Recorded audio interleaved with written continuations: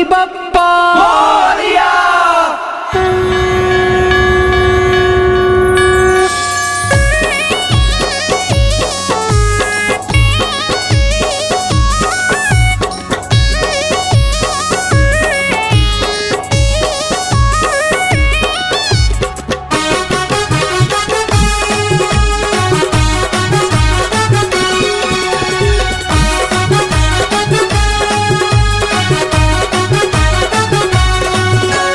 विघ्न हरैया बुद्धि देवैया, सब दुर्गुण के नाश करैया।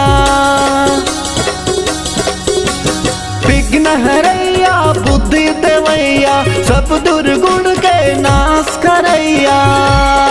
ये गजानन एक दंता, लंबोदर बलवंता, सिद्धिदाता एक दंता, लंबोदर बलवंता।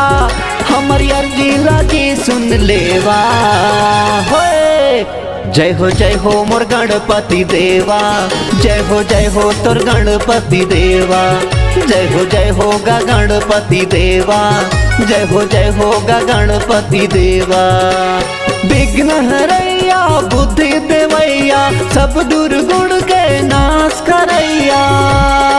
ये गजानन एक दंता, लंबोदर बलवंता। हमारी अर्जी राजी सुन लेवा होए।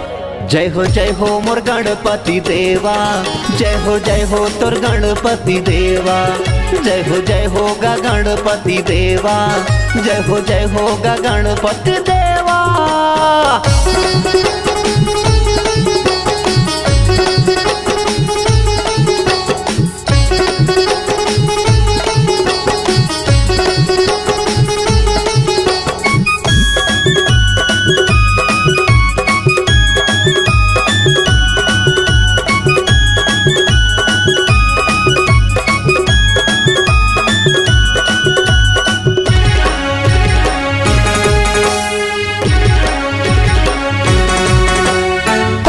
पूजा करो तोर गोस्वामी, बैठो नया सन लगाई के। फूल पान नरियर दूबी गंगा जल, घरे हो आरती सजाई के। फूल पान नरियर दूबी गंगा जल, घरे हो आरती सजाई के।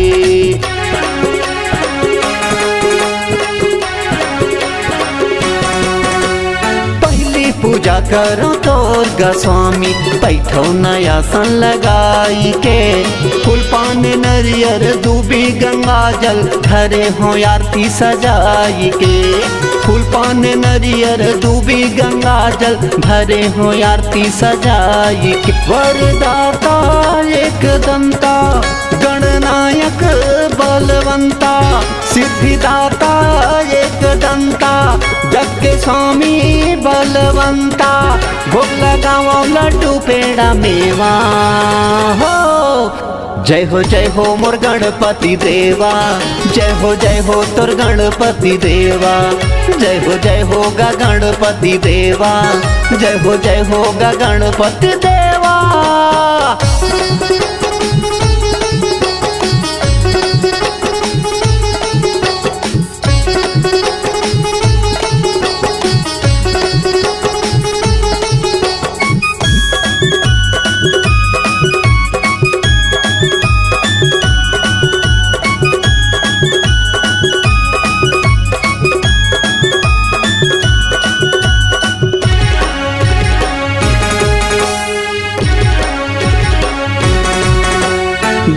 शंकर के तहा दुलरुआ, बिगड़े कारज बनाई दे। महिमा हवेगा तोर बड़ा भारी, हमरो का भाग जगाई दे। महिमा हवेगा तोर बड़ा भारी, हमरो ते भाग जगाई दे।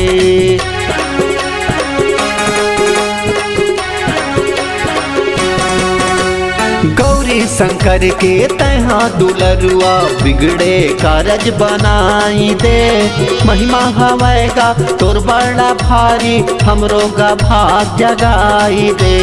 महिमा हवेगा तोर बड़ा भारी हमरो ते भाग जगाई दे। ए दयालु शुभ करता, ए विनायक दुख हरता, ए गदाधर शुभ करता, विघ्नेश्वर दुख हरता, नहीं तो जाने भक्ति भाव सेवा।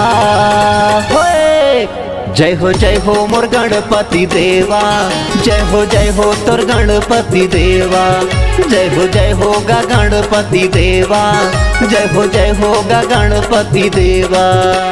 विघ्न हरैया बुद्धि देवैया सब दुर्गुण के नाश करैया।